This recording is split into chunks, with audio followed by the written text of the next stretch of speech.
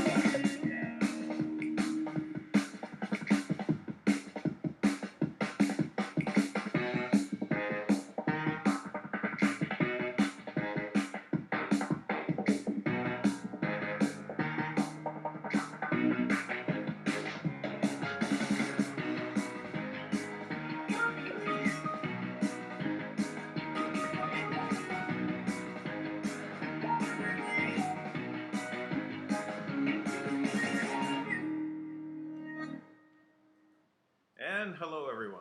Or at least for the 11 that are watching, or 12. Let's see, 12 watching right now.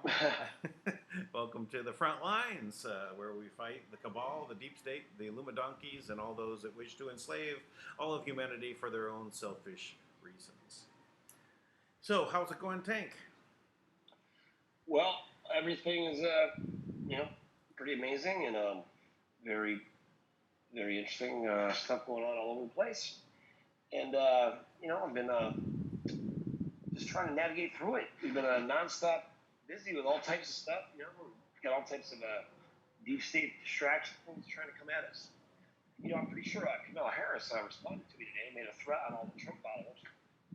She was going to basically hunt them all down and make them pay. I thought that was pretty interesting. I hit, I was speaking to a woman yesterday, I think I mentioned it, who Kamala Harris, authorized as a fake police force to go up, arrest her, take her into custody, kidnap her son, then put her in jail on Raman's name. She was raped, then returned home with nothing, just confused, and she documented everything. And, we made sure to put it in the right places. So I let Kamala Harris when she was attacking President Trump this morning. I'm like, the nerve of these people to call President Trump lawless when they're the biggest pack of scoundrels you can even imagine. It's just a nonstop muck and mire of just an assault. They pull off this horrible scam.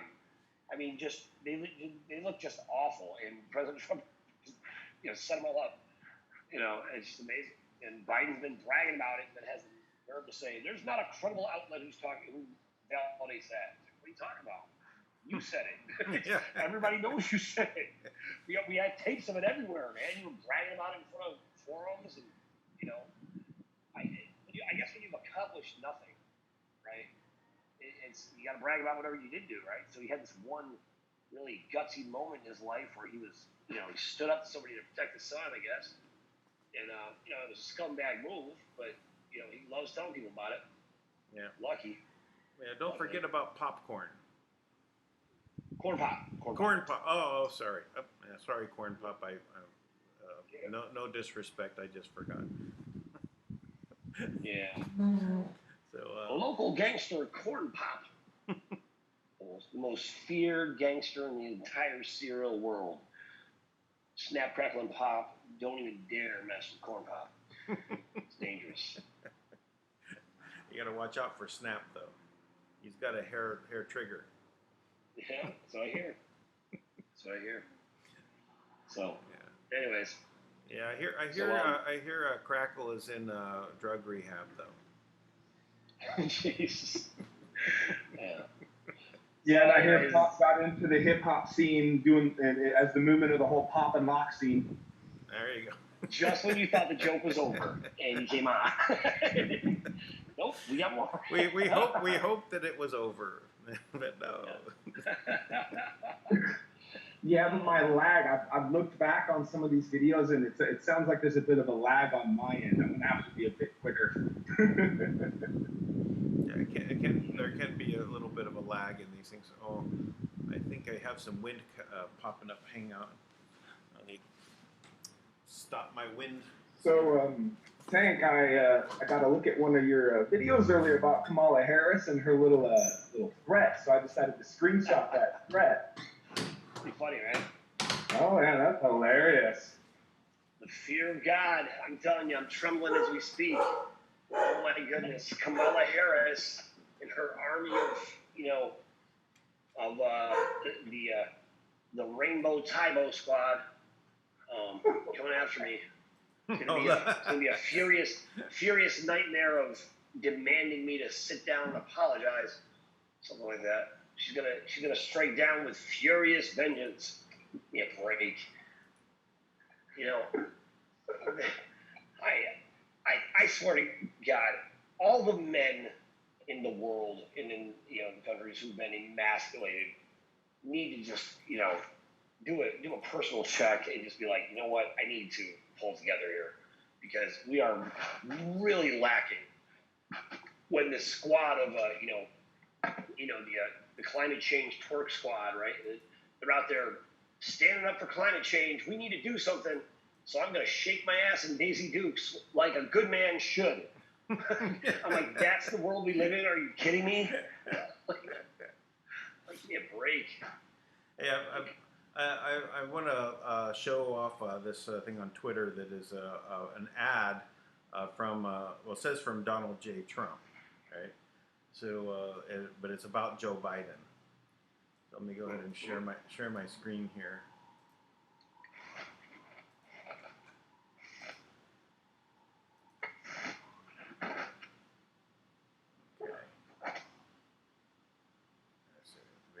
Okay, here it goes. Joe Biden promised Ukraine $1 billion if they fired the prosecutor investigating his son's company. If the prosecutor's not fired, you're not getting the money. Well, son of a bitch. Got fired. But when President Trump asks Ukraine to investigate corruption, the Democrats want to impeach him, and their media lapdogs fall in line. They lost the election. Now they want to steal this one. Don't let them. I'm Donald Trump, and I approve this message. Joe Biden promised you. Yeah, hard hitting, right? So, yeah. Ouch, that stings. He was a young man from New York. He didn't want to run for president, but decided to. Pretty serious. Yeah. So One man, one desire. Exactly. Serious, man. Serious. So, so there's that. The most obvious. It's gotten so bad. Like, I feel like one of these days, you're gonna one of these people, like the press is gonna show up at the door of, one of these characters in the politicians, right? And they're gonna have like their mouth's gonna be dripping with blood. They're gonna have a limb of a child in the other hand, and they're gonna be like, "Oh, hey guys," and they're just gonna be so used to getting away with murder that, like, the media is gonna be like, "Why do you think Donald Trump is so evil?" and no one will even notice. Like, that's perfectly natural. yeah, I think that's in their plan. I think that's in their plan. I think it's on the fast track though to get this there right away. Because they see that everything's slipping away from them. So maybe that might be a year away, something like that. Well, thanks, man. It's funny. Let's just talk about what the real problem is here for a minute, right? So, Joe Biden says they're all out there, right? The only reason why they have to impeach President Trump, they say, The only reason that's been given so far is of any, any honesty or, any way is we have to impeach him so he doesn't get elected. Right? So they're so desperate. We have to impeach him so he doesn't get elected. And why? Well, because we spent 40 years creating the climate, scam, and if we don't do something, it's going to come unraveled, right? And then what's going to happen? Well, here's what's going to happen, you freaking morons. People are going to live, and they're going to go do amazing things. Humanity's going to make progress for the first time. Your draconian overlords who told you that you were going to be swept up into a blissful mist of wonderful and a new utopia, that's never going to happen, because after they killed off 90% of everybody, they were coming for you too, because they don't care about you, because you're not bloodline, you're not special, you're the offspring of the devil, and nobody cares. So now all of your galactics have now stepped back, and they're celebrating their peace. Okay, Kim did a good job. At the end of the day, she's been repping people in the greater galaxy, saying, hey, people are good. They've just been drugged and beat up, abused. They had their minds completely erased, so that nobody knew who they were. They had their life short, by 90%, right? So now these cats, they think they're above humans, but the reality is humans are amazing, right? Humans are amazing. And the last thing you want to have happen, right, when you're the you're the backup quarterback and you finally get the starting spot, you don't want some kid to come along who's better than you, right, and take away your thunder, right? Right. And that's what they're doing. You got all these losers out there in Congress and all these other places, right? And they finally get to be, the top dog, So now you have the world's worst pool of options, right, for president. The whole Democratic field. It's like options of different STDs, right? It's like, you have syphilis, AIDS, herpes. One of these candidates is going to be your Democratic nominee. It's a nightmare. And every time you turn around, they say something else stupid. And Kamala Harris, it's so hard. I'm not sure which one I like the least. I thought it was Schiff. Because he's so arrogant, right? It's like I feel like if you ripped open his shirt, he had a big swastika on his chest, right? But it'd be like a rainbow swastika, because at least a rainbow swastika. Yeah, Schiff revealed for having a rainbow swastika, supporting. Yeah, so all this stuff going on to me is just it's so laughable. At some point, you got to hold people actually accountable, right? You got to say okay, this whole thing is really not playing out the way we hoped. We can go another way, or we continue to act like absolute idiots. So everyone continues to just, the few people that will give us a place to stay in their basement when this all plays out. At least we have that option in the future. But so, anyways, there's that. Yeah. Just looking. I've got there's a couple other news stories that maybe we can look at here that are pretty interesting. Let's go ahead and line this up here. Deutsche Bank CEO targets digitalization, says central banks have no more tools to battle the economic crisis. And this is from basically the 27th, so today, I guess you would say. They're brand new. Let me share my screen with us.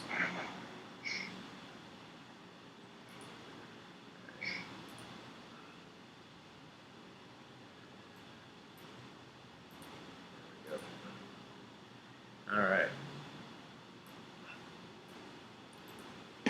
So now, Deutsche Bank is in serious trouble anyway, and Deutsche Bank is by default the central bank of Germany, right? Because Germany is the EU. Germany and France, what comprise the EU, right? So this EU central bank is really, you know, what they're concerned with. But if you want to pick one for Germany, you know, what the government supports is Deutsche Bank. Right. All right, so one of the world's top bankers says he's worried about the global economy and how little leverage he believes central banks have to cope with the next crisis.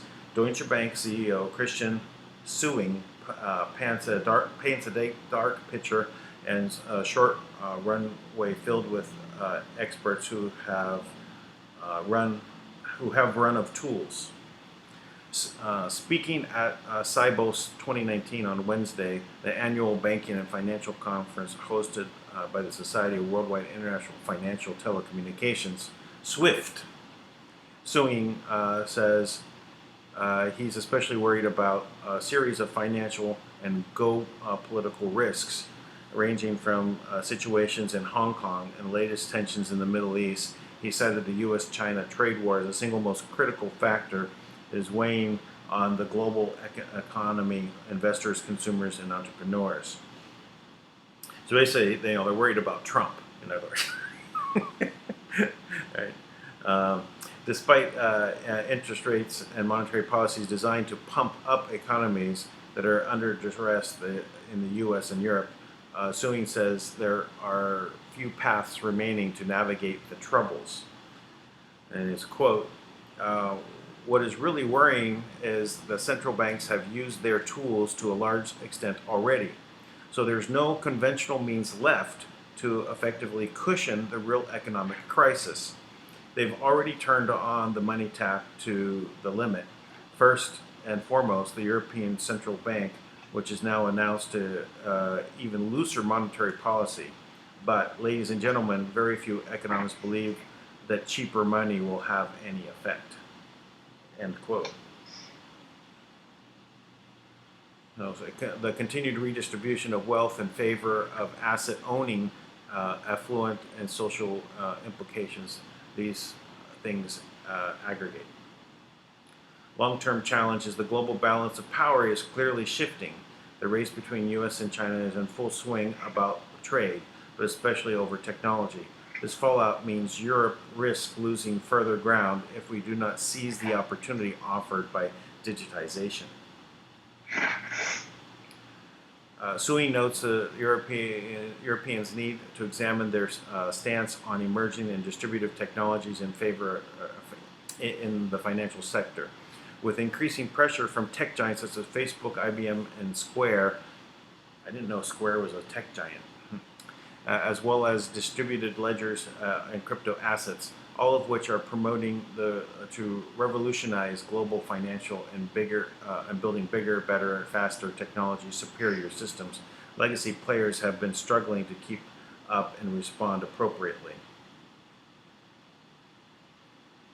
So we quoted again, we need to take a look inwards at our own attitudes towards technological distribution that is already reshaping the global economy.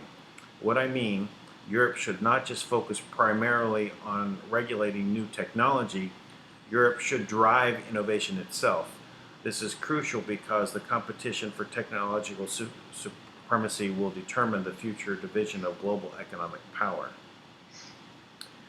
So, Suin's speech mapping out the world's economies are balking under a wide range of global economic risks happened to coincide with an overnight raid on Deutsche Bank by the German authorities. Dun dun dun. According to a report by, however you say, Süddeutsche investigators raided the bank's Frankfurt headquarters in connection with Deutsche Bank and a massive money laundering scheme that spanned several years and racked up 220 billion. So here's the reports from that individual whose name I cannot say. Danks is probably the biggest money laundering case in history so far. From 2007 to 2015, the Danish bank is said to have laundered up to 200 billion euros from the dubious Russian sources and transferred it to the United States, most of them with the help of the U.S. subsidiary of Deutsche Bank. The German institute acted as a so-called correspondent bank. These are partners bank throughout which a financial institution handled a financing of foreign trade and domestic economy. Banks are each other's correspondent banks to do business in countries where they are not based. The raid was conducted on Tuesday, and here's a video on it. I guess we could watch that. See how long is it? Oh, that's too long. It's 27 minutes, so let's not do that. All right, so that's what's happening there. So Deutsche Bank was raided. It's interesting that it doesn't lead off with this, right? It leads off with digitization. Let's go to cryptocurrency, and we're losing the race against in technology. All right, so that's interesting in itself that they were raided, but what were they raided for? Why isn't it covering what what's really behind it? They're just talking about money laundering, right? But that's pretty innocuous right now at this point. What's who's involved, what else is going on there. So but it's buried down in this story. Why would they bury it? You mentioned burying it, huh? Burying stories. A little. I wouldn't know, but I know that most of the when the truth is starting to get out, the algorithms go to work and try to screw stuff up. A little brief example I can give. I had Facebook this morning actually directly interfere with me. Not just your usual trolls and shills and their bountiful ignorance, but particularly Facebook was manipulating posts. If you were to go onto my profile on Facebook, just the main profile, you'll see I've posted the Speak Project stuff like a laundry list long because Facebook kept burying my post and burying my post. So yeah, just a little fair heads up. Yeah. It's not just me, it's Facebook, everybody. They're all getting in on the corruption, huh? Yeah. Yep. No doubt. They are part. I don't look forward to Facebook. Fighting with Facebook. So if you post something there, don't. Just don't worry about it. My suggestion, because you're not going to be able to defeat what's going on. You won't know what other people are seeing from you unless you go visit a friend and say, "Hey, what do you see on my Facebook?" Right, and then you don't see what yours on your side, right? So that they put you in a bubble, and you get to see what you're posting, right? But they don't let everyone else see, or they won't give out the notifications. So there's different levels that they do. Anyway, so let me cover one more story that's kind of interesting. FBI raids Democrat senator's office. Was that in the news anywhere? I didn't see that on Fox. When you think that would be like a major story? All right. Wait, what was it again? Say it again. FBI raids senator's office. This is September 26th. Oh yeah.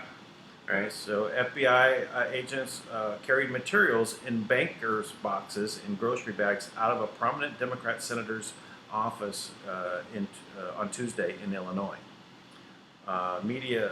Multiple media outlets reported, they really did, I don't know, that the other raids were linked to the state Senator Martin Sandolph. All right, the FBI spokesman, John Alfin, said agents were in the building for law enforcement activity but declined to elaborate. The suite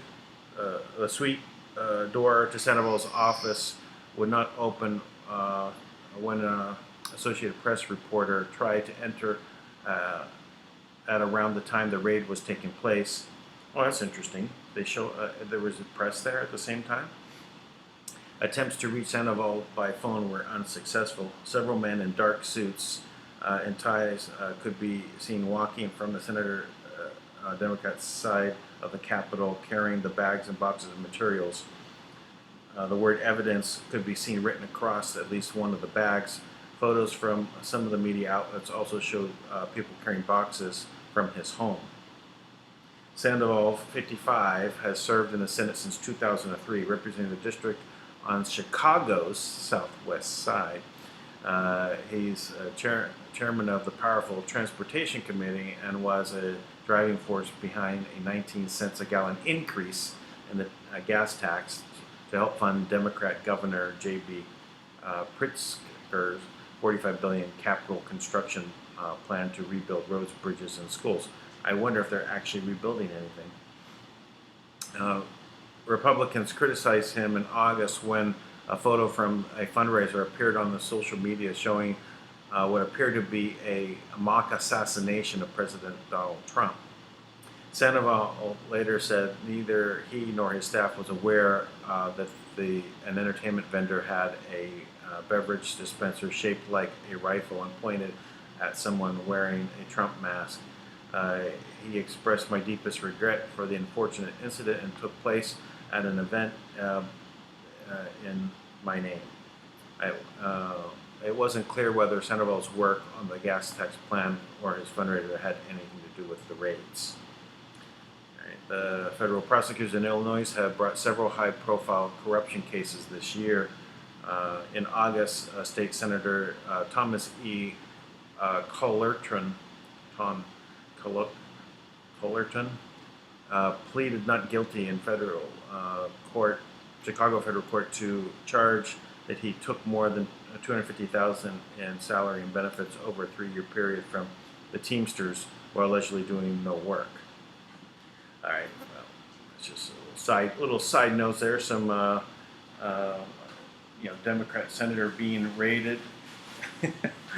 I think we end up picking up one more in the Senate. Then is that what that means? I think so. Yeah. All right. I've got one more story, if I can find. I'm just looking for it. This is kind of tied in more to the Deutsche Bank story. Where did it go? This is really good stuff, by the way. Thank you. Yeah. Oh, sure. I'm happy to oblige. I don't see it. Oh, here it is. China plans to kill most of the world's Bitcoin mining operations.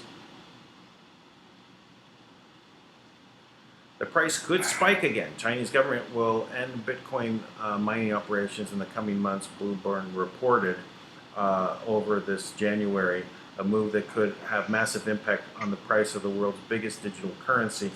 China has been a central player in the development of Bitcoin in recent years, but Beijing has spent the last 6 months cracking down on cryptocurrency industry, shutting down local exchanges and banning initial coin offerings. Leaked documents suggest that the government plans an orderly exit of Bitcoin mining operations in the next coming weeks and months. Looks like here's a post. This is a news from China's Special Rectification on Risks of the Internet Finance Department to local governments to make a plan before January 10th.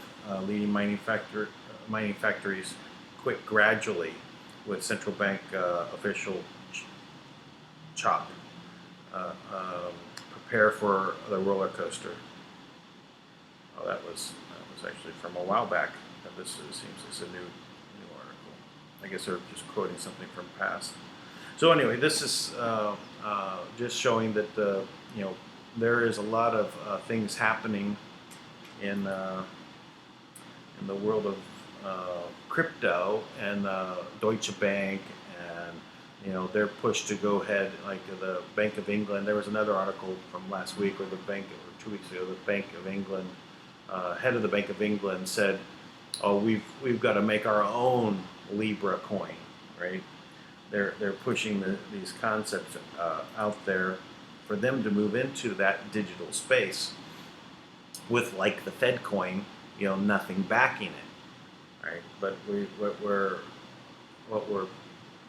what I see is a push towards the asset-backed currencies is going to turn out, where we're going to see, asset-backed cryptos, right? And what step that also is being taken in places called stable coins, or ones that are tied to existing fiat systems.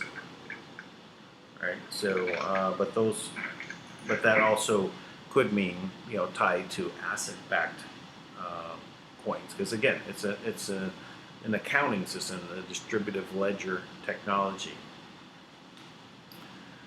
So, and I guess what that really gets back to one main point of whether or not the world can have privacy, right? Can they know when you want to buy gum at 7-Eleven? Is it their business? The technology has been there before blockchain, to really be able to do it through databases, but the blockchain technology allows to take it to a scalability factor that can bring it down to every move that's made. Every time you walk through a mall, where did you go? How close to one store did you get to another? Who did you talk to? What was the conversation? So all of this is now out there, and I think we get down to a conversation of really what is privacy, what is okay and what's not. I think you need to own all of your data. I don't think that they have the right to just extract from you because you clicked I agree to use their material, because it's too it puts people into a position of having to go out of their way to have a legal degree, send the terms and conditions to an attorney, to know what they're actually agreeing to. So we can't, we shouldn't have a system that's set up in place where people, without knowing exactly what's going on, they just click agree, and they agree to all these terms and conditions that allow all of their data to be owned by everyone other than themselves. Is there a social media platform that isn't owned by Google and doesn't resemble Facebook and Instagram? Like, is there some sort of internet-based platform? Parler is pretty good. Parler, and what's the other one doing? Say it again. Parler, P-A-R-L-E-R. P-A-R-L-A-R. Okay. All right. I don't That know way about that one. It's identical. It's just not big. There's also another one like Twitter. There's another one like Twitter if I called wanted to step Gap. away from Google. Oh, Google. Oh, you go through DuckDuckGo we use, but you can't. Google's they're entrenched. The codes are entrenched and everything. Well, just DuckDuckGo is Google. I mean, information-wise. Isn't it a subsidiary or something like that? No, not necessarily a subsidiary, but what they're doing is they're using Google's to do the searching, but they're insulating you by not allowing for the information to be logged in. So it's kind of like almost like a firewall. But it's like, good. It's like going incognito. Yeah, and incognito is one other level you could do. But the whole the whole system is stacked against us, and really that's what needs to be addressed. Is what is the privacy rights of individuals? What is their data ownership rights? I mean, the things that they do in their life should be owned by them. Mm-hmm. The DNA. The DNA. Go ahead. The DNA should be owned by them, right? Your own DNA should be owned by yourself. The things that you do in your life should be owned by you, right? If you're interacting with someone else, Tank, Dan, and Andrew, on a conversation here, if we're not broadcasting through YouTube, right? But we would have this contained bubble of information that we each own, right? Because we're part of it, right? When we press go out to YouTube, then it's like that extends that bubble out to another level of the conversation, to everyone being able to know what's going on. So it's shared information. But we should have defined what that ownership of that data is, and make it so that the substrate, the thing that we're doing it on, whether it's YouTube or Facebook or Gab or Twitter or any of these that are out there, Parler, that it's still us. We own it. And that this aspect of data ownership really needs to reside with the people. Not be quickly given up by clicking of a button. Right? There has to be, the system has to not allow for that, in my opinion, because we literally are put into a position of no choice. The same with the financial system. What's that? Sorry, I'm being attacked by Galactics. I apologize. Yeah, just what it sounded like. It's like it wasn't a siren. It was actually a laser. It was like a ray gun from like 1955. That's it. There it is again. Yeah, duck. They're trying to mess with me. 1955 ray gun.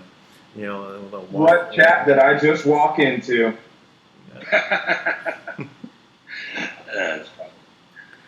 Oh boy. Anyways.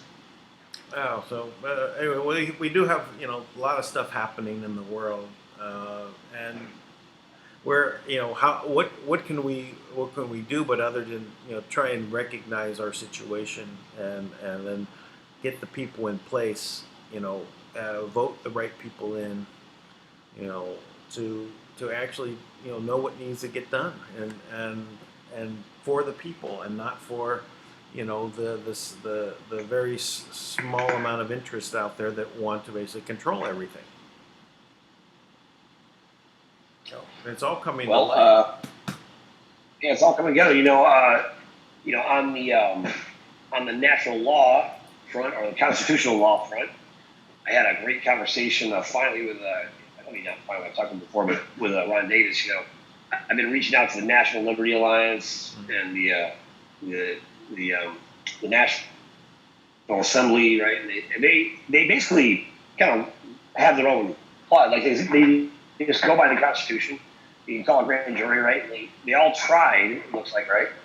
Right. But it's like they're all inactive. All their sites are inactive. They just have there's no phone numbers. The links are dead. Which that's going to be discouraging to anyone.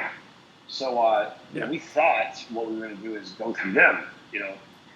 But to be honest, it looks more and more like we're going to go to the Guardian of Camelot, right? Because then under an unincorporated structure. Well, and I thought this a long time ago. I thought when somebody gave me the Guardian of Camelot, back then I thought, I think that's going to be some kind of political party, right?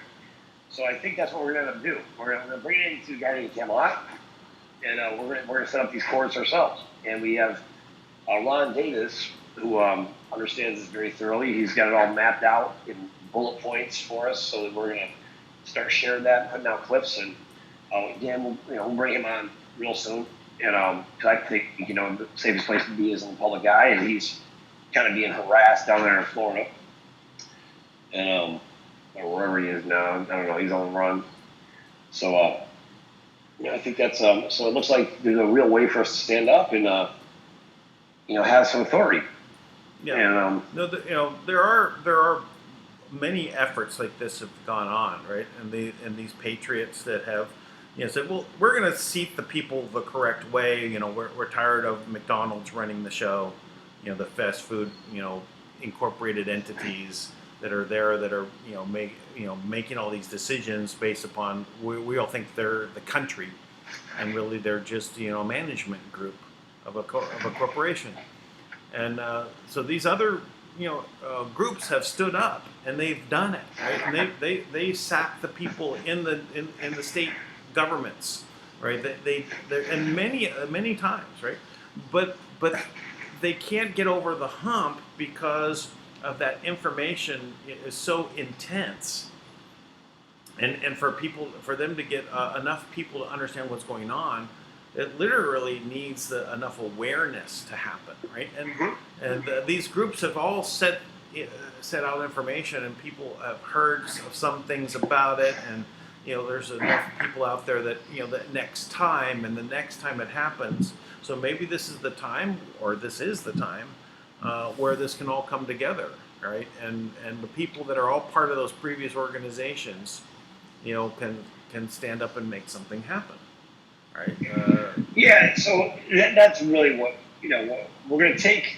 We don't want to do away with the work they've already done, right? Now they've done a lot of good work. They've set up things that are very, they can be very efficient, right?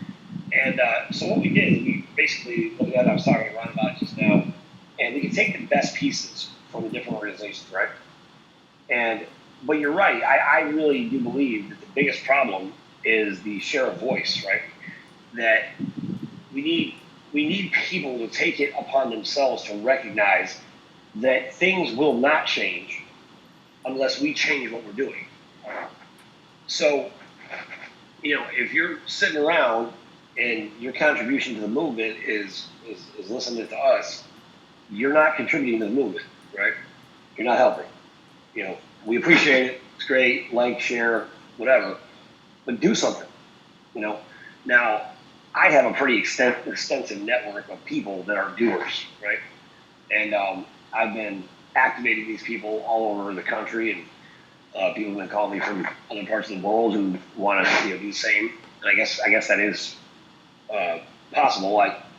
But obviously, I'm not making any claim to be the end-all, be-all expert. But you know what? I've always felt this way. I don't always have the answer, but I always have someone, a couple phone calls away where I can get it. So, so I'm just going to keep doing that, until someone more qualified comes along who knows how to do this better. At the end of the day, it's, we got all these lawsuits being filed in New York right now against vaccines, right? And they're just distractions because none of the attorneys are loyal to the bar. Now, there's actual code, right? There's actual lawful code that says that the Bar Association is illegally here, right? And they don't have the right to practice law. Isn't that ironic? Right. So they not don't only is that ironic. Go ahead. No, go ahead, man. What I was going to suggest is why not do a Speak Project video stating that particular code? Well, that's a fine idea, young man. I'm sure we will. Another suggestion is why not hire Ron or acquire Ron services as one of the considered I'm using the word authority loosely, but leading authority on all matters law, et cetera, et cetera. So I drafted a letter that I am sending to President Trump, and I'm sending it to several organizations as well. And I'm going to identify exactly the issues that we're talking about and say these are very clear points, briefly stated, that are in violation of the Constitution. The sole purpose of Congress is to uphold and pass legislation that supports the Constitution. They are derelict in their duties. The fact that they have spent the last 2-3 years now pursuing getting rid of a president because it disrupts their previous agenda to kill everybody. Now, we're going to go after the CDC and the FDA, and we're going to prove that. We're going to prove that their actions are based on laws that were put in place based on mythical data that says, oh, we're overpopulated, based on nothing, that they can't prove. So they justify eugenics and the practice of eugenics, sterilizing people that they deem to be stupid, right? It just ended in the 70s, you know that, right? And then they just picked up on the super hardcore vaccination. But the reality is, the way that they would identify people being stupid is these ridiculous IQ tests and all these other things, right? So you take a standardized learning program where you fill in the blanks on basic logic, which basically exercises one small portion of your brain. And if you are obedient to that, then you're considered smart. And if you're not obedient to that, then you're not. You're basically, set aside in society, right? So Einstein said, everybody is intelligent, but if you judged a intelligence based on how well a fish can climb a tree, and spend his whole life thinking he was an idiot, right? And that's the exact idea that's being played out, right? It is the meritocracy. Now, whenever people hear meritocracy, they usually get all warm and fuzzy, like, oh, that's going to be great, based on the merit of our actions, and they're thinking to themselves, because we're so good, right? We're such good people. We want to do nothing but good things. Well, here's the reality. The people who decide what actions have merits, they're your new cabal, right? If you let that happen. Right. They're the new cabal, right? That's Jared Rand and, Ben Fulford and, the White Dragon Society and all these ridiculous garbage organizations. They basically think that they have the right to step in and command this authority, right? And they don't. Because at the end of the day, they were all lied to too. I mean, look at how these things are set up. You have, most Christians that I know that are devout, right? They're good, wholesome folks, right? But they're still in a slavery system, right? Everything they do is subjected to a God that's outside of them, right? So it's very hard to really recognize the power of God in you, right?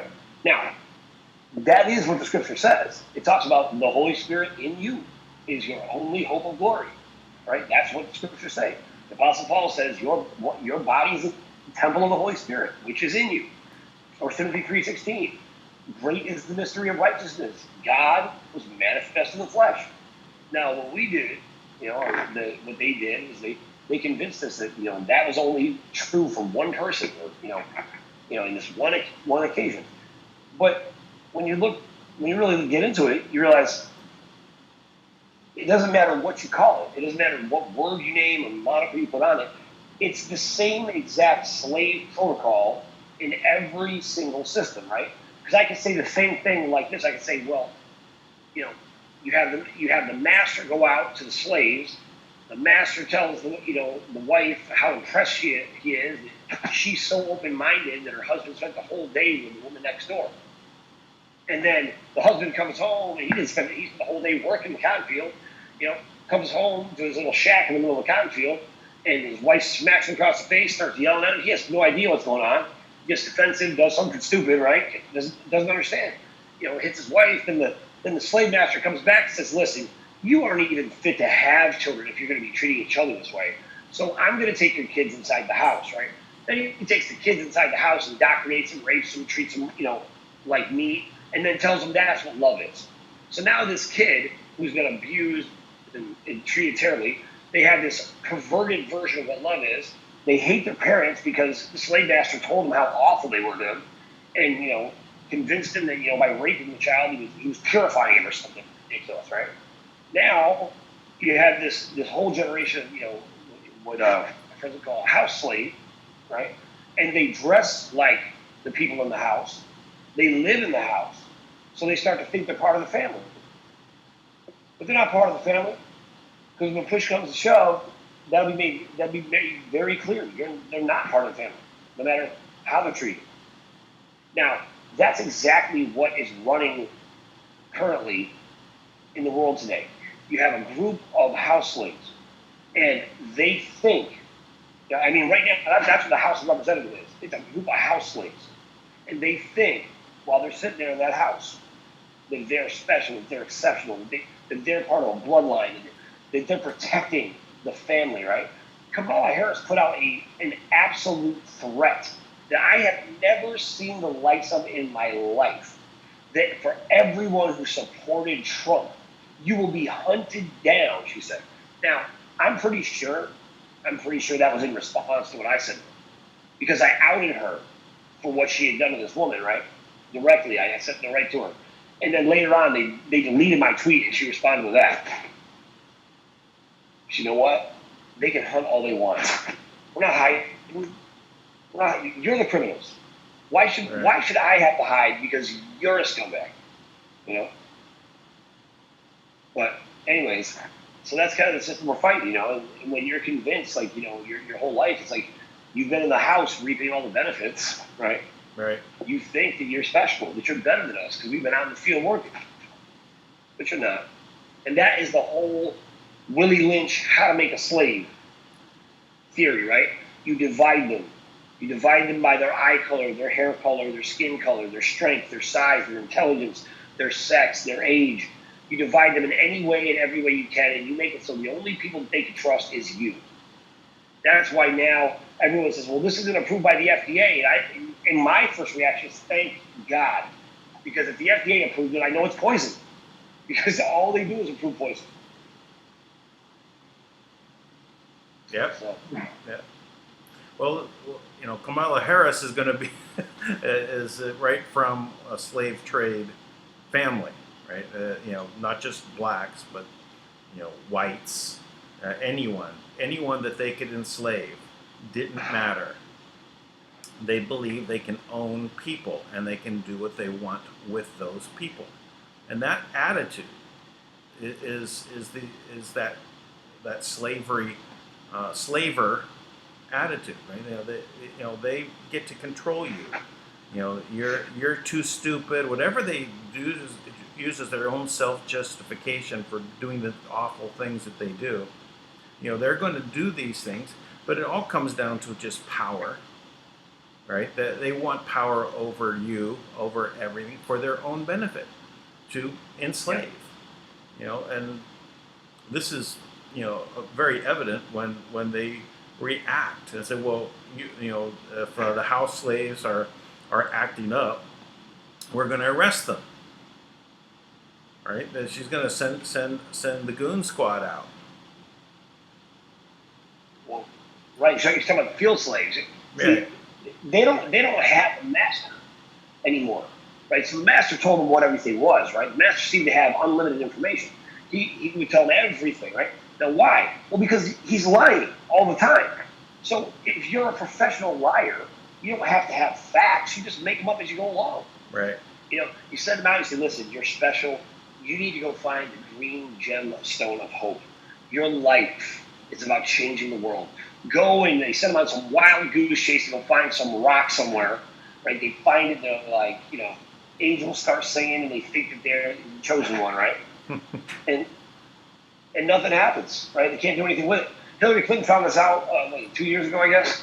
They're down in Cuba, and she was supposed to be anointed as the black cherub or the Pindar or whatever, right? And the black cherub is not a real thing, by the way. But anyway, so have to be, she gets anointed as a Pindar. They're sacrificing babies, and blood's flowing, and they go to open up the vault, and guess what happened? Nothing happened. At one point, they're all set up, sitting in these space pods, ready to be swept up. They're ready to be raptured up. The rapture and the galactic theory is the same, made by the same people. It's the same thing. It's not different. What you're seeing play out is their attempt to initiate the plan that they put in place back in the 70s to, the second coming of Christ. But the reality is, that spirit, or the Holy Spirit, or a living spirit, or a quickening spirit, has never left the planet. It's always been here. But you can look at, I look at this all the time. You can look at the way they operate, and some people don't like the Bible, which is fine. I'm not selling the Bible. I'm just saying, you can look at any of these holy texts and really learn so much, right? So if you look at what happened, right, you have Joseph goes down, right, into Egypt, right, as a slave. He's a prisoner. He's making, he's prophesying while he's in jail. So Pharaoh brings him up and tells him there's going to be 7 years of fat, 7 years of lean. So you should save up, stock up, stockpiles of grain, because there's going to be a famine. So they're the ones that caused the famines, right? They're the ones that turned places like the Sahara Desert, used to be a jungle, into a desert, right? They would do this even back then. So they created a world famine, right? And so everybody had to go to Egypt, and they sold themselves into slavery because they didn't have anything, because the world was starving. So they went down and subjected themselves to the Egyptians, and they became their slaves. And then they built pyramids, or whatever. At least that's how the scriptures read. I mean, I don't know if that's exactly accurate, but but the point is, that's their methodology, right? Create a disaster, provide. Oh, luckily, good thing we saved up these grains, right? Right. And that's how Egypt became a powerhouse in that time, for 400 years. Just briefly, just a little brief side comment. Yep. Again, I'm also not someone that's neither for nor against a book that teaches someone to kind of maybe learn the real truth of what's going on, maybe learn to see between the lines, et cetera, et cetera. And if I was going to encourage it, the version of the Bible that I got a chance to look into that kind of makes so much sense in regards to the world martial law, different galactics, different factions, would be I believe it was the Bible with the Apocrypha, all the books that the Roman Catholic Church attempted to hide.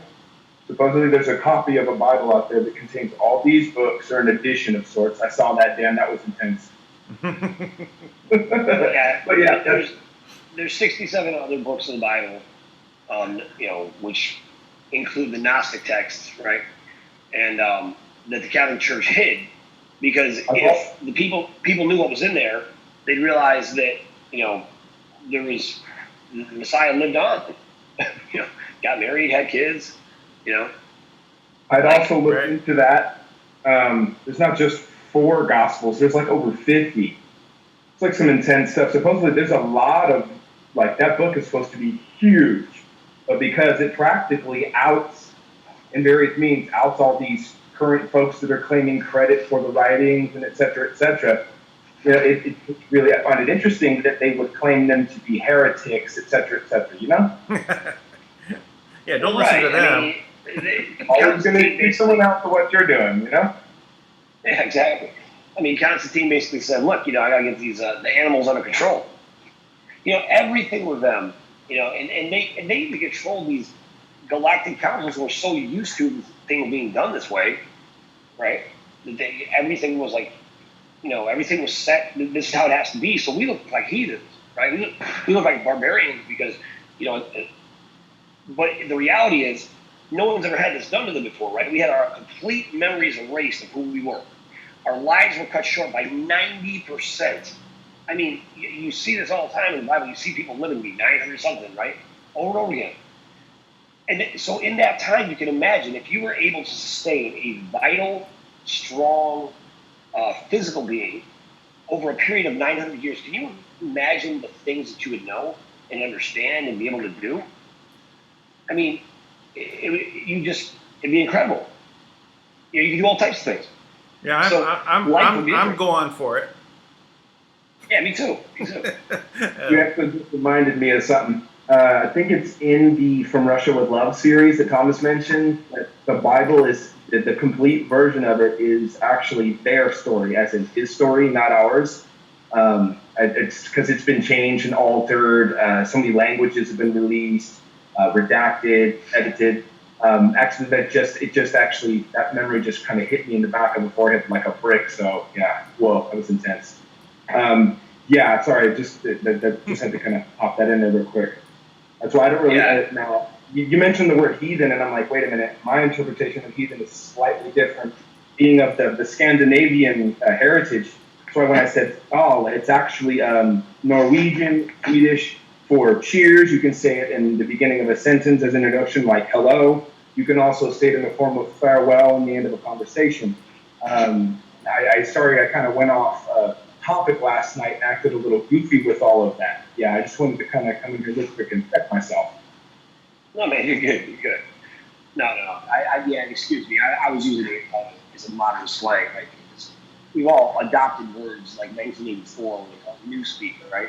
You're not allowed to say anything negative. Everything you say is like, there's no such thing as bad. It's just not good. It's no, it's really convenient it's really convenient for those people that are truly evil.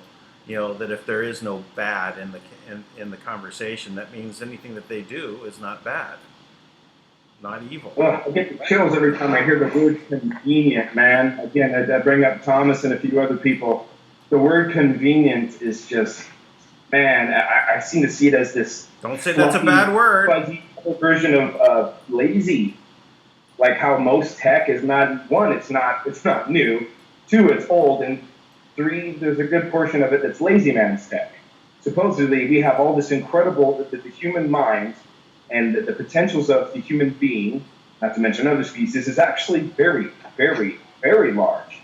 And we've all been, from top to bottom, everyone's been lied to. This is why I actually had to again, myself and go back and start listening to his Thomas's must listen to shows, including the From Russia with Love. Speaking of which, I believe Thomas mentioned in the MeWe chat it might be this weekend. From Russia with Love 7 is going to pop on. Okay. Cool.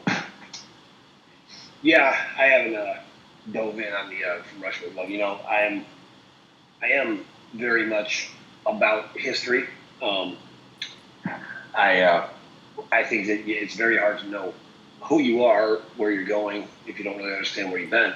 Right. And the thing is with history is that history has to be told from multiple perspectives, right? You can't just take one side of the story, because if you do, you know, you're going to notice that, you know, whoever you're affiliated with, they're always the heroes, right?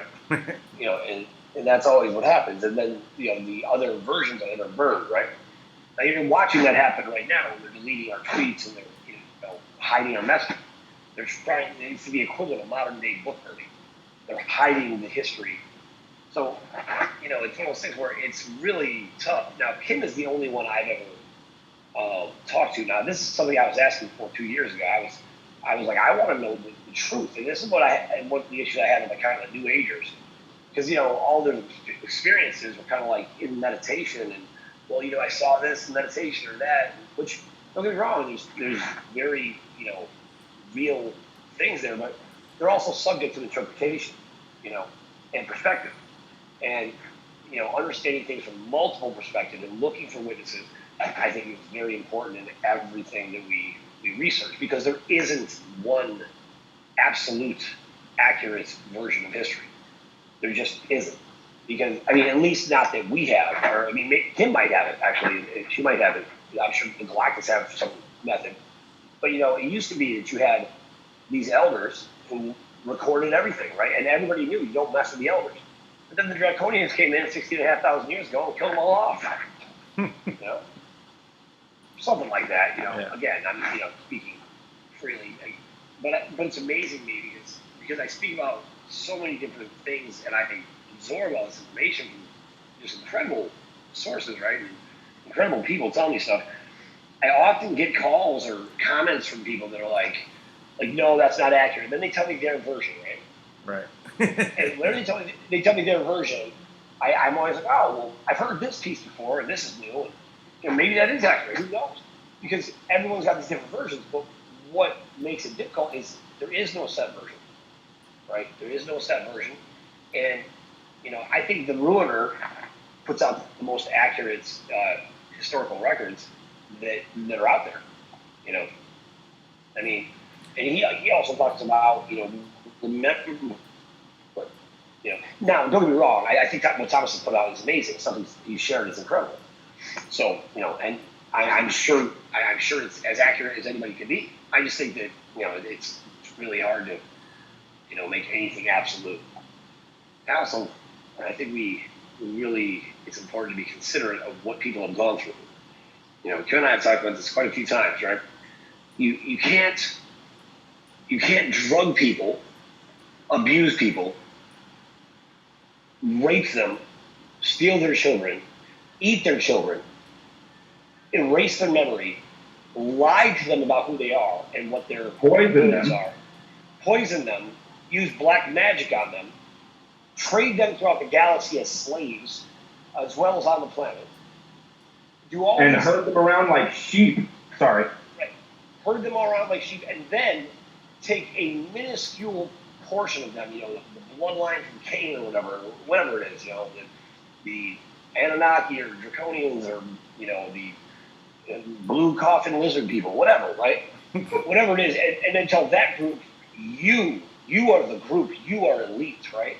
Because right now I got somebody, you know, that I'm talking to from, you know, who was raised in the bloodline families, and she's got horrific stories, right, of things that went on that she tells, like, you know, almost monotone, right? And she's telling me that her grandmother is the one, her grandmother is the one who's over, you know, all the banks and all the financial system. And I'm like, no, she's not. No, she's not. Now, but she might be one of the people in the high end of the covenants, right? That all these people are afraid of and bow down to. That's possible, you know. And But at the end of the day, there's certain things you can't deny. You know, there is an order. Even if you don't know it existed, there's been an order. And there is one person who has always been the sole sovereign on this planet. I mean, for a long time, at least 16 plus thousand years, right? And that just changed hands in 2012. And it's the first time people get a chance for that to liberate them. You know, that's what it comes down to. And how beautiful is it that 2 years later, all the contracts expire? Oops. What, in 2014? Right. Yeah. You know, so and that's one of the things I have asked Kim for this information before. Like I'm always, like she doesn't print up anything for the trust anymore, because they were, they would take anything she put out, they take her seal and her signature, and they'd use it to, to like use it as an asset and basically, create money out of thin air, trade it and say, oh yeah, we have this asset. Look, here's the signature. And but I always want I always want to understand better, the historical facts. I mean, the trust is old. When she says it's old, I mean, there's like 150,000-year-old like tablets or something like that basically set the guidelines for the distribution of the trust. Now, what are you thinking about that? I did. I said. Sorry, I don't know what I'm walking into. Oh, it's Joshua Conway. Oh God, sorry. What are you guys doing? No, Tank, please continue. I had a feeling something miraculous was going to happen. Please continue on what you were saying, Bill. Yeah, so basically, Kim has, really incredible information, right? I mean, like, she had, and I was asking for this a few years ago. So you talk about manifesting something into existence and asking for things. I was on calls every night, every place, picking a fight with the elders, whoever was running the global currency reset, the governments, because I knew that this couldn't possibly be the plan, right? The RV plan, right? I mean, here it is 2 years later, and I remember when Kim first called me and basically broke my heart because I was so convinced the RV was happening. And she's like, it's never going to happen. And I just was like, I was devastated by it. But you know what? Over time, I mean, I was, a very active voice for the RV.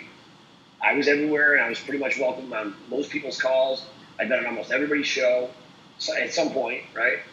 And shared the information that I had from very high military sources and very, various other sources that, and I look at that now and I'm just like, I realize none of those sources knew what was going on. None of them. Not one. And I remember this is how real it is. This was like my first experience where I was like, wow, this is definitely out of my league. The first time Kim called me, she gave me a code and instructions to draw down $1 million, right? She said, give this to your military guys, have them do it, pull down $1 million, and then you'll have something to talk about. It can change everything.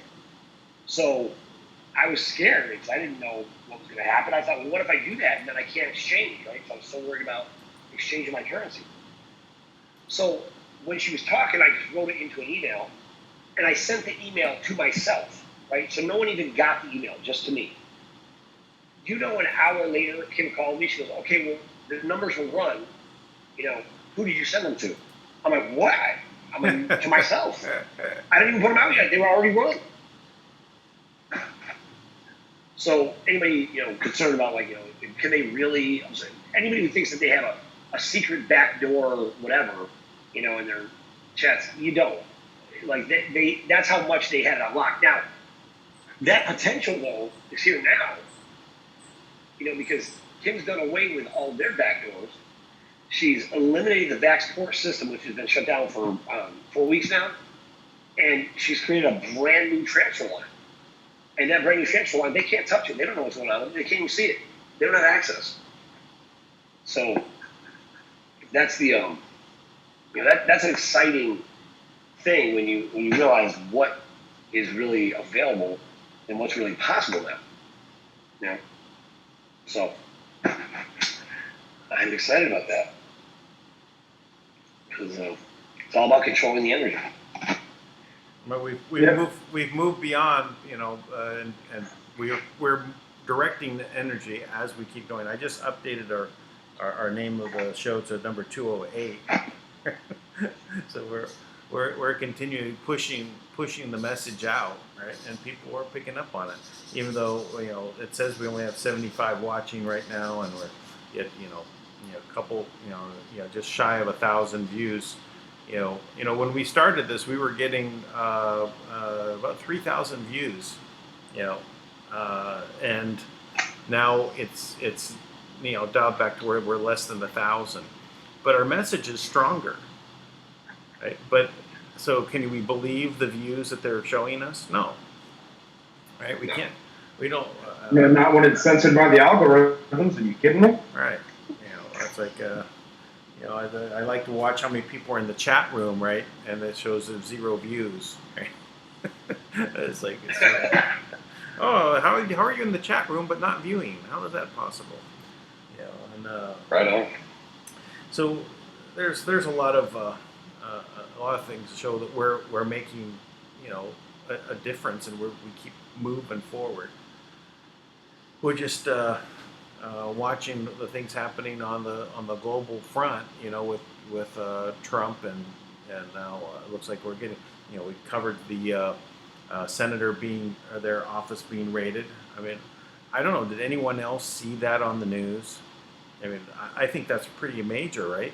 A senator, Democrat senator from Chicago, right?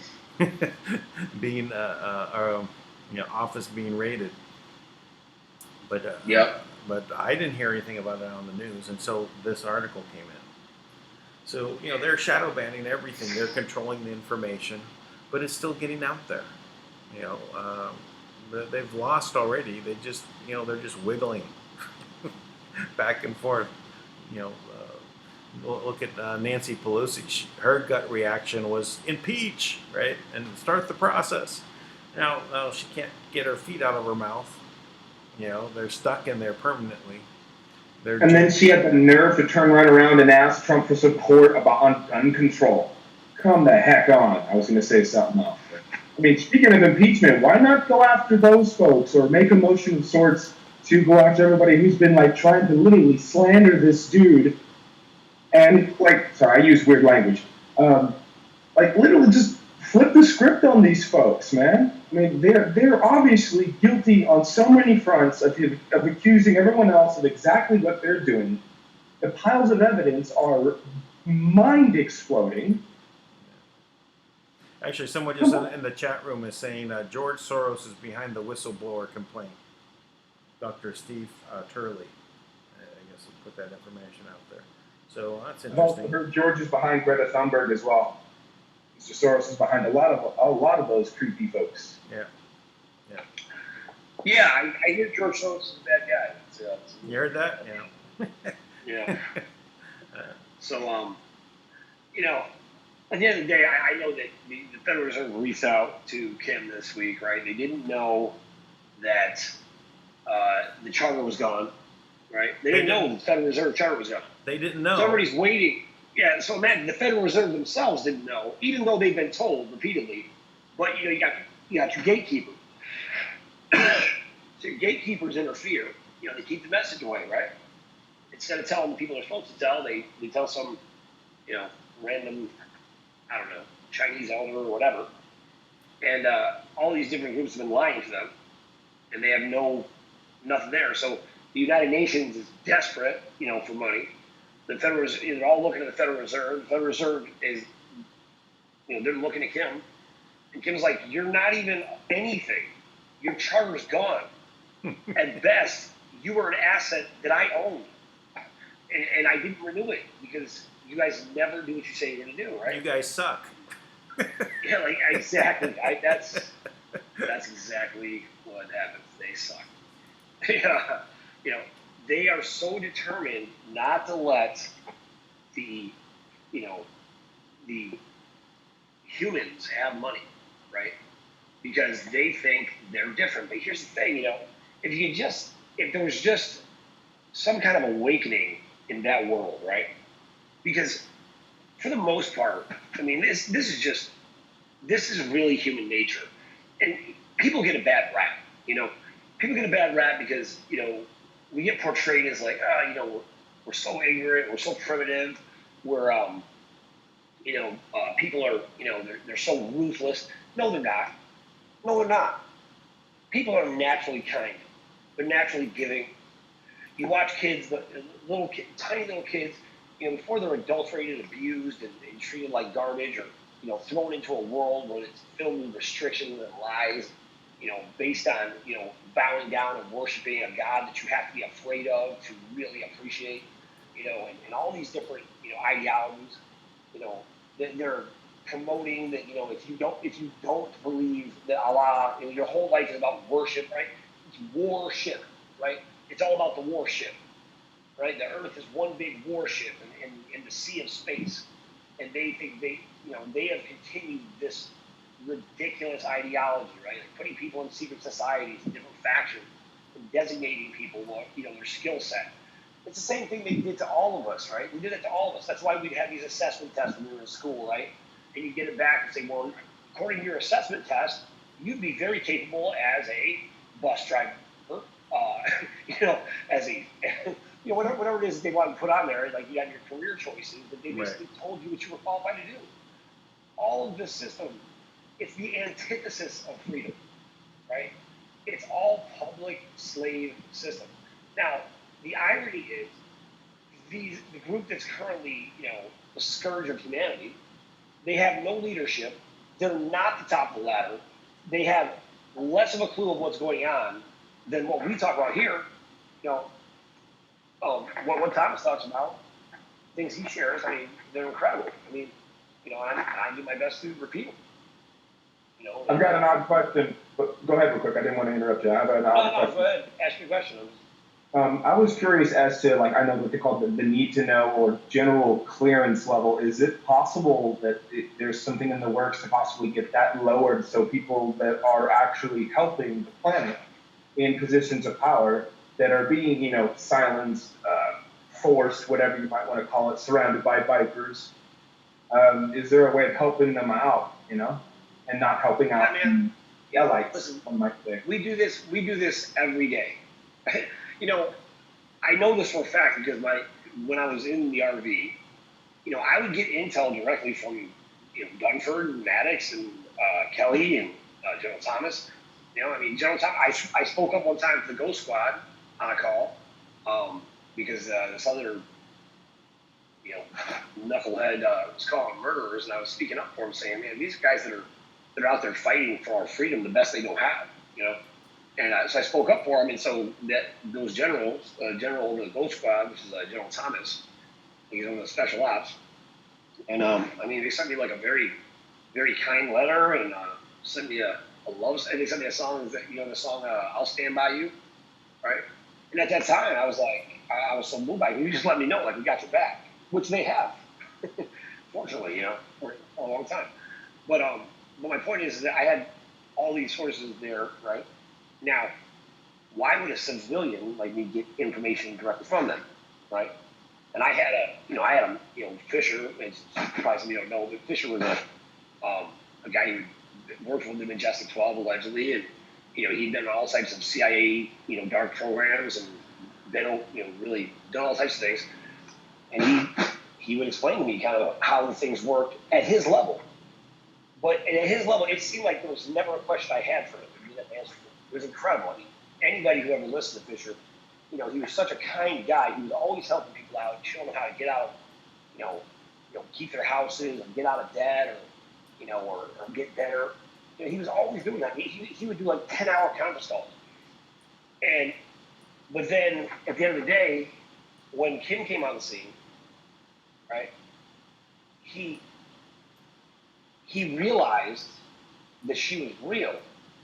But because he was so tightly observed, like we couldn't talk, And then like when he died this time over the past 2 years, and I remember him reaching out to me and being like, I heard you did a call. He goes, I miss hearing you talk, and he asked me to send him stuff, and I thought he was mad at me, but then I learned really what was going on because he was, even every one of these compartments was need to know, and the problem was the people deciding what people needed to know.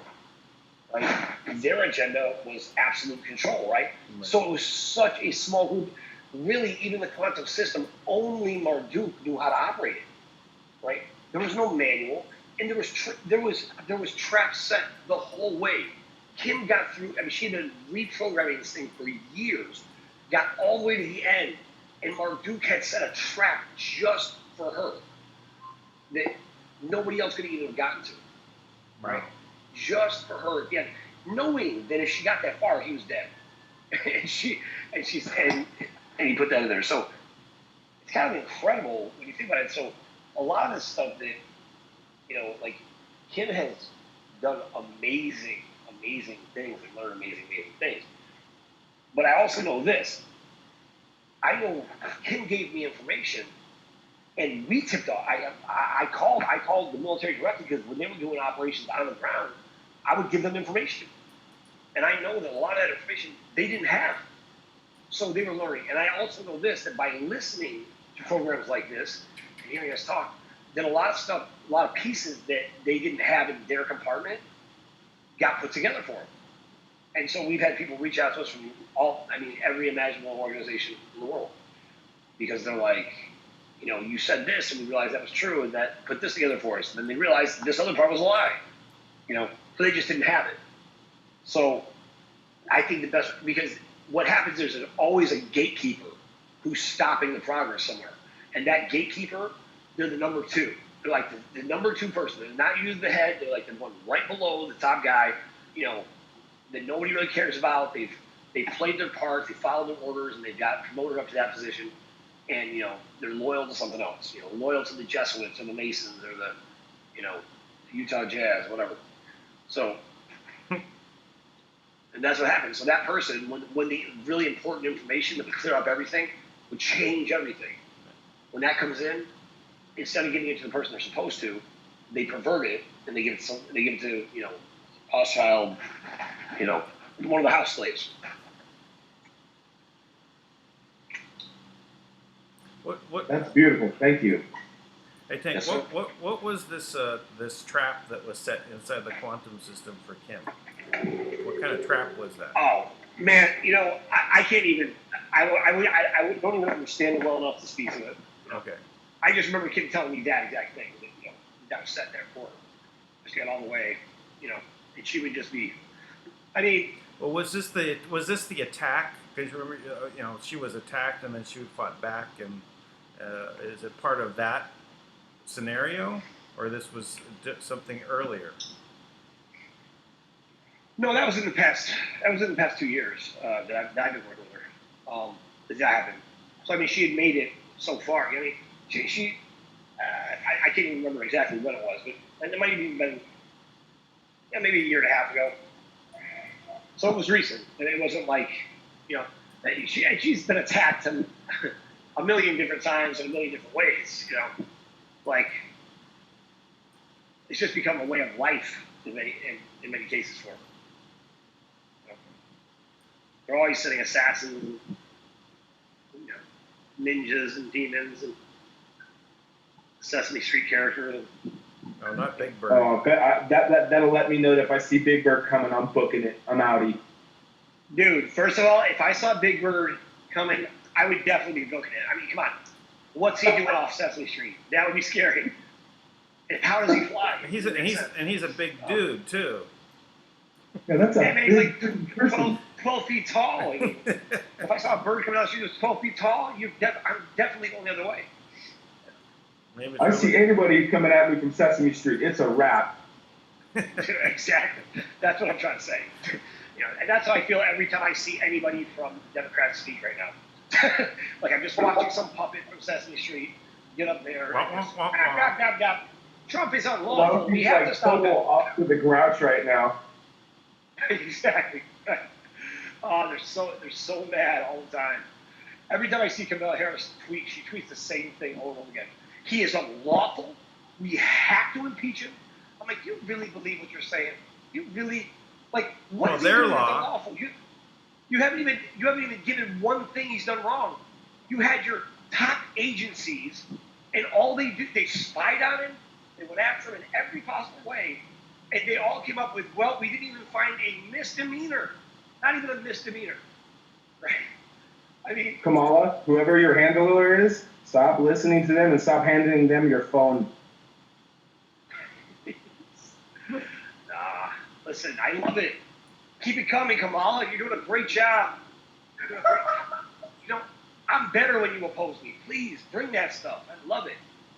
My gosh, so much fun. Just keep on talking. The more they talk, the better we look.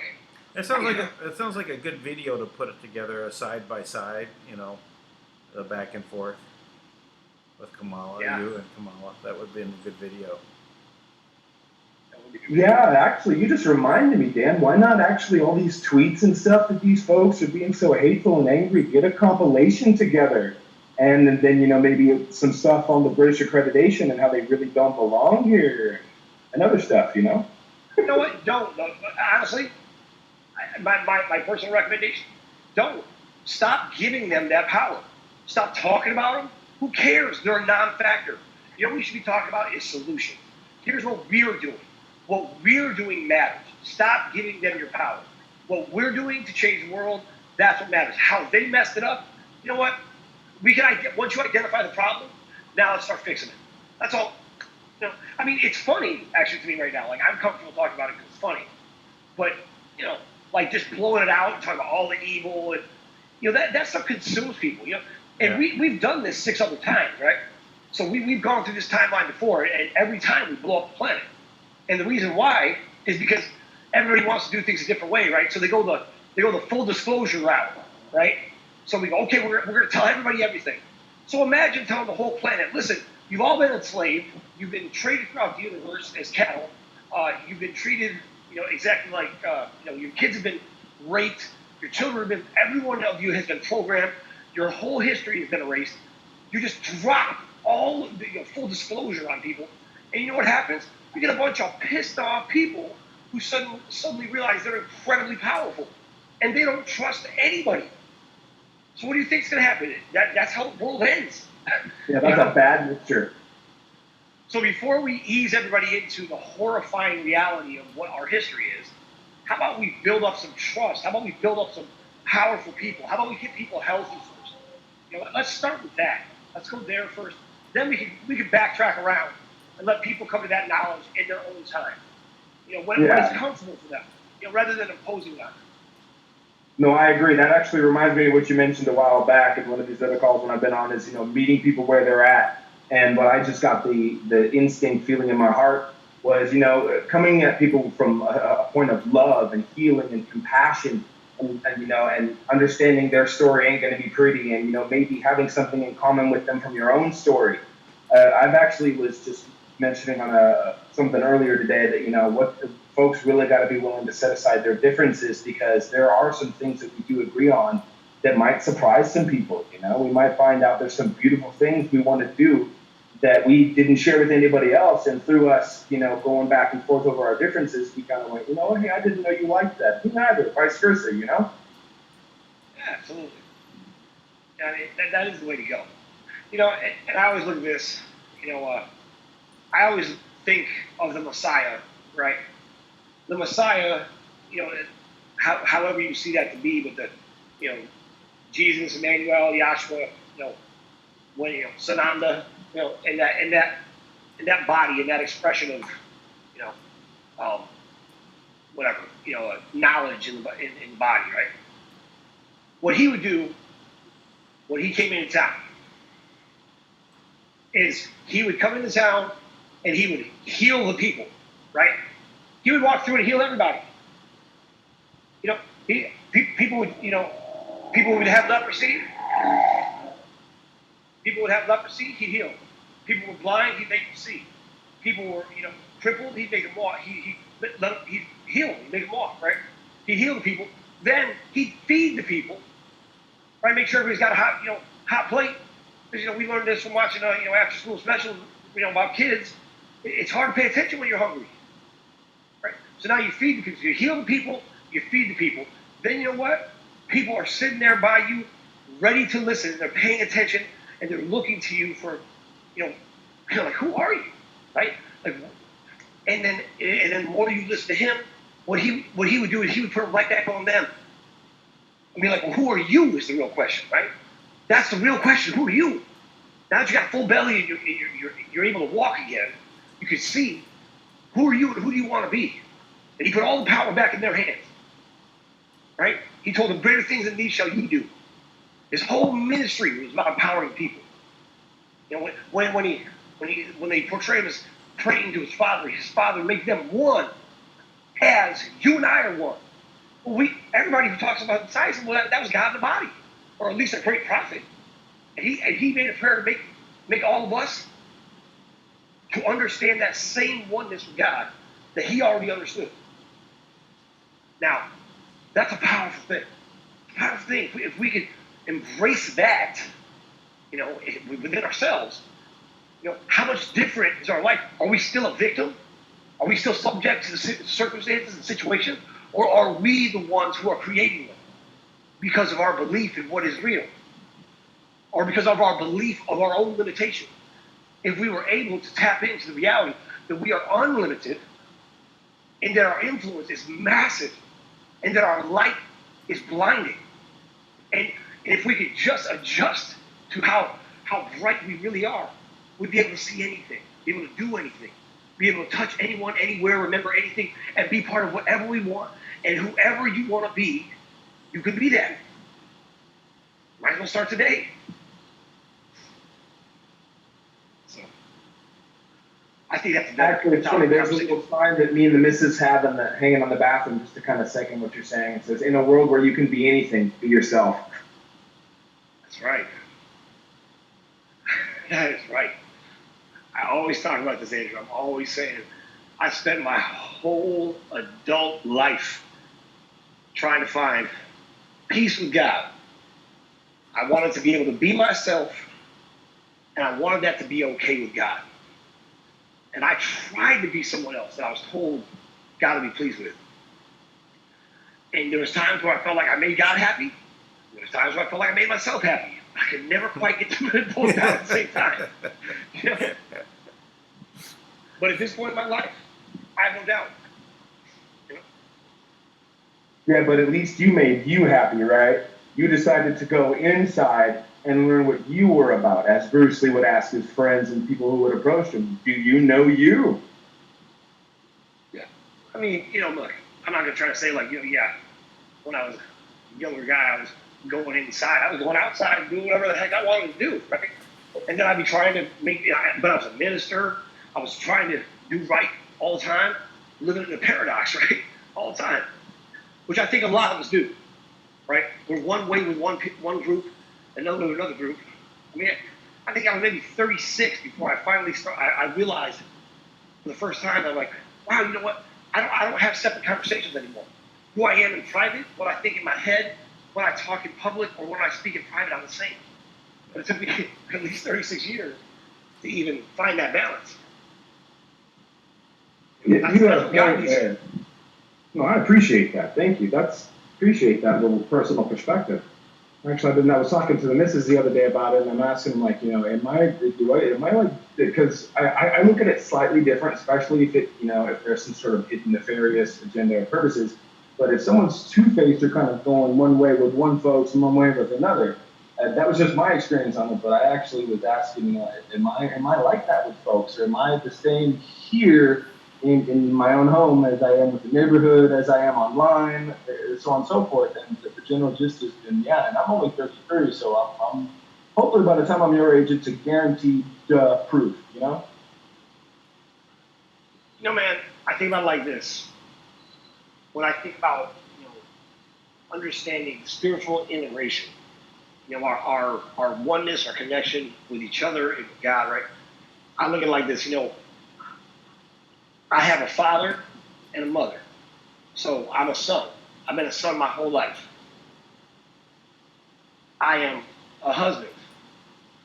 and I'm a father. Now, those are three different expressions, but they're all me. Now, I'm different with my wife than I am with my kids, and I'm different with my parents than I am with my wife, right? I express myself differently, but I'm always the same, right? I'm always demonstrating the same character and makeup, but there's different ways you express yourself based on who you're with.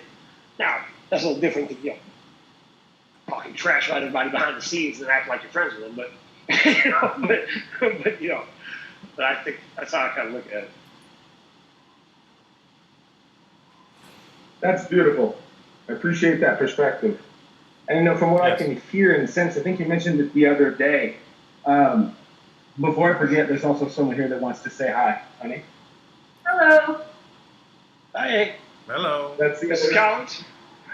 No, not quite yet. I'm working on that. Yeah, not yet. You just made me turn red. Yeah, she's trying to beat red. Oh, that's cute. That's cute. Crap, I completely forgot what I was talking You told about. me to say hello. Yeah, but I forgot what I was going to say before that. Oh, geez, sorry. Yeah, YouTube. Let me go ahead and mute my mic. And any other news or updates or anything you guys might have? I've got one. Let me go ahead. I'll go ahead. I'm going to put it up there. Let me share the screen. 1 second. I got 2 steps here. Oh, lifesaver. All right, here we go. This is on a Twitter thread. I made a nice little cartoon about the whole Ukraine phone call, so the Democrats can understand it better. So here we go.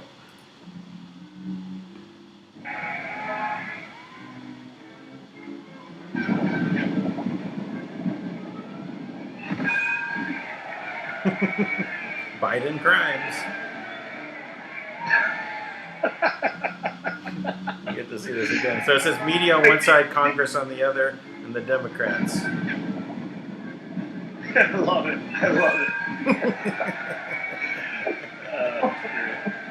Now they can understand this better. Okay, one more time.